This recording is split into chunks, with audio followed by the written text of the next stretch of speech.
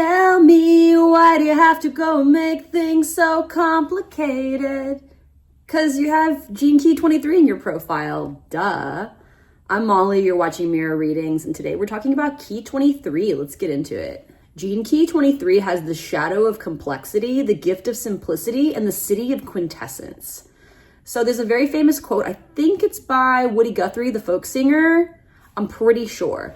But the quote is, anyone can make something complicated. It takes a genius to make something simple. And that is so true. And simplicity has its own innate genius to it, as we'll talk about in a minute. But first, let's start with that shadow of complication, which is a natural byproduct of running everything through the mind. Our minds love to complicate everything. It's like an ego trip. It's like our ego gets to rub its dick on every little thing that passes through it, right? Mine, and then everything gets complicated in the process. And we don't realize in this shadow of complexity how much our complications of things dominates our interactions. Like, other people are burdened by our complexity if we're stuck in this shadow. So if you have this in your profile, watch out for your brain's autopilot complication feature, okay? And just be mindful of how that affects others. Complexity is a byproduct of human beings trying to control their environment.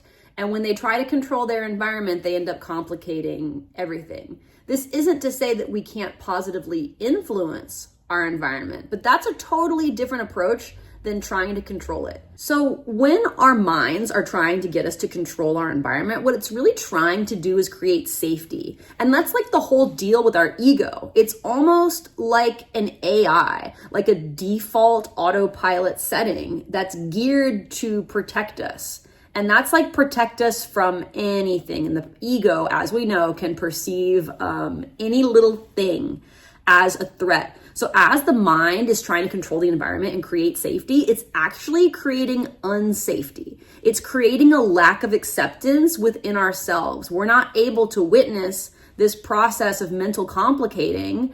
So we just think that whatever our brain is telling us, which is usually safety oriented, is like the most important thing in the world. Complexity gives us a false sense of urgency and makes us project whatever we're contemplating onto everyone around us. It's pretty annoying.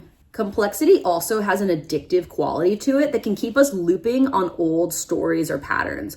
So be aware of that and look for what in life is simple. Just appreciating simplicity is actually the easiest way to orient us to this gift. According to Richard Rudd, the secret of accessing the gift of Gene Key 23 is all about creating gaps in our mental computations. Because complexity just goes and just tells us that everything is the most important thing in the world. But when we can create these little pauses in our thinking, that leaves room for us to recognize the complexity our minds are creating and to invite simplicity in.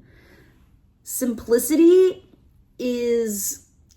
it's very soft, and it's not necessarily something that can be taught.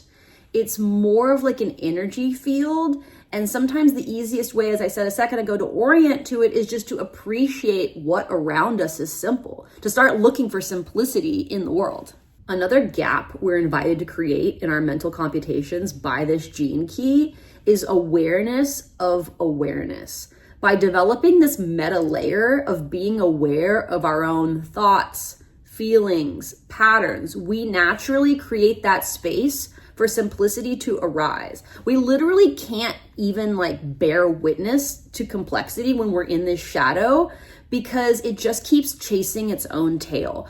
But when we're developing that awareness of awareness, when we're pausing, watching our thoughts, watching our emotions arise without identifying with them, meditation is probably the easiest way to cultivate this state of being. We're automatically accessing this gift of simplicity. And I just felt my face give a little when I talked about meditation just then, because I hate telling people to meditate. It's so difficult. I can barely get myself to meditate, but now I've just been at it for so long. I know how shitty I feel and can behave if I'm not meditating. But trying to onboard other people is so difficult.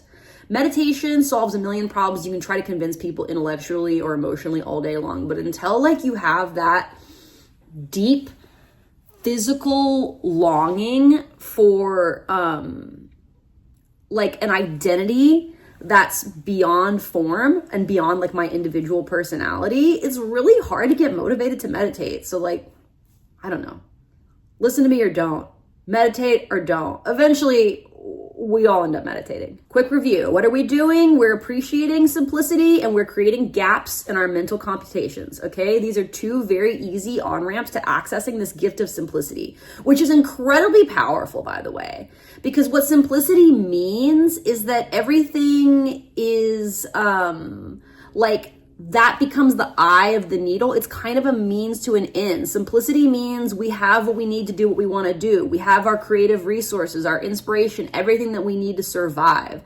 Like simplicity is kind of a matrix that allows for total interpersonal and creative freedom. Appreciating the natural rhythms of life is also another easy on-ramp to simplicity. Complexity will tell us that like what our mind thinks is the right time and the right action is the thing. But I think most of us have had our asses handed to us enough times by life to know that life has its own rhythm. And just looking out for that, appreciating it, is stabilizing that gift frequency of simplicity.